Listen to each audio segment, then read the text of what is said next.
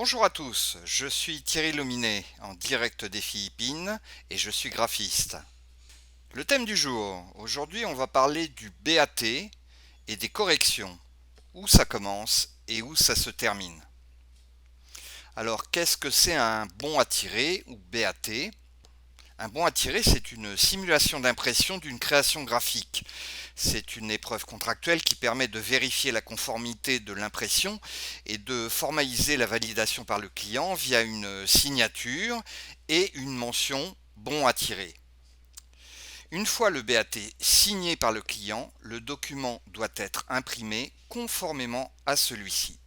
L'étape du BAT est essentielle avant de lancer l'impression définitive d'un document. Le rôle du bon à tirer. Cette épreuve est soumise au client afin qu'il vérifie la conformité de son document. Cela demande bien sûr au client une relecture attentive car c'est la dernière étape avant l'impression.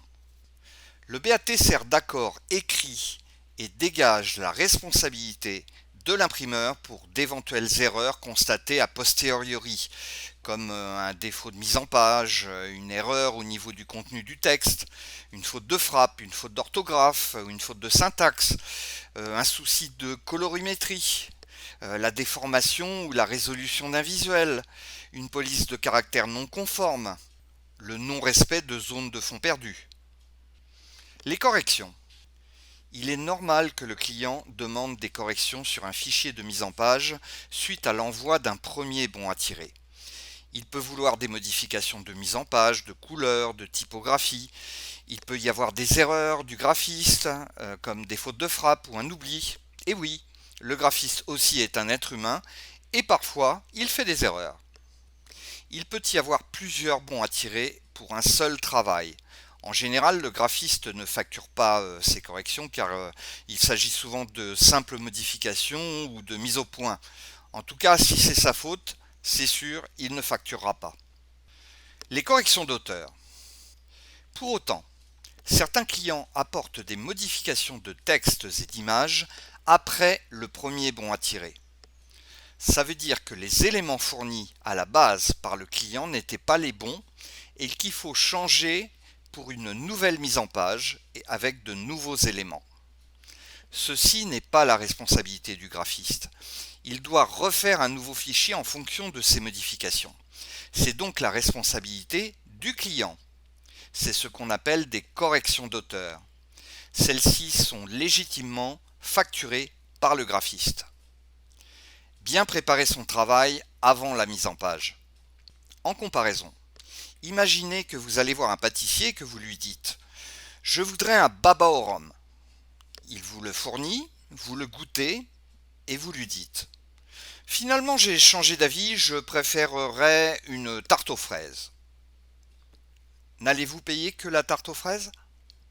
En fait, il est important de vraiment savoir ce que l'on veut avant de commencer. Lorsqu'on réalise un bon à tirer, nous ne sommes plus en phase de création mais d'exécution.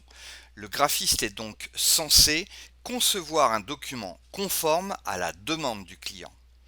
Prévoyez donc les bons éléments et les bonnes informations dès le départ.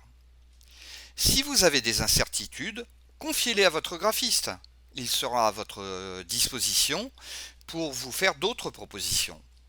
S'il y a des problèmes inhérents aux documents fournis, comme trop de texte, des images non conformes ou des incohérences de mise en page, le graphiste vous en fera part avant de commencer la mise en page et il n'y aura pas de temps perdu. Maintenant, si au dernier moment vous vous rendez compte que vous avez oublié quelque chose, ou qu'une date a changé, ou qu'une mention légale est nécessaire, il vaut mieux le signaler avant l'impression. Dans un cas de ce genre, le graphiste vous assistera en urgence, car après tout, le graphiste et le client sont dans le même bateau. Nous avons pour objectif une impression réussie.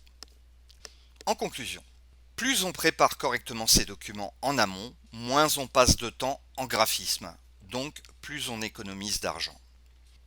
Ne passez pas outre le BAT, c'est vraiment très important. Sa validation est essentielle car lorsque l'impression est lancée, il n'y a pas de retour arrière possible. Pour autant, Si on se retrouve avec plus de 3 BAT avant la validation, c'est qu'il y a forcément un problème de préparation ou que le graphiste ne comprend rien, ça peut arriver aussi. Graphistes et clients sont une équipe et c'est à travers le dialogue et la bonne intelligence que l'on trouve des solutions rapides pour éditer un document. Voilà pour cette petite vidéo sur le bon à tirer et sur les corrections.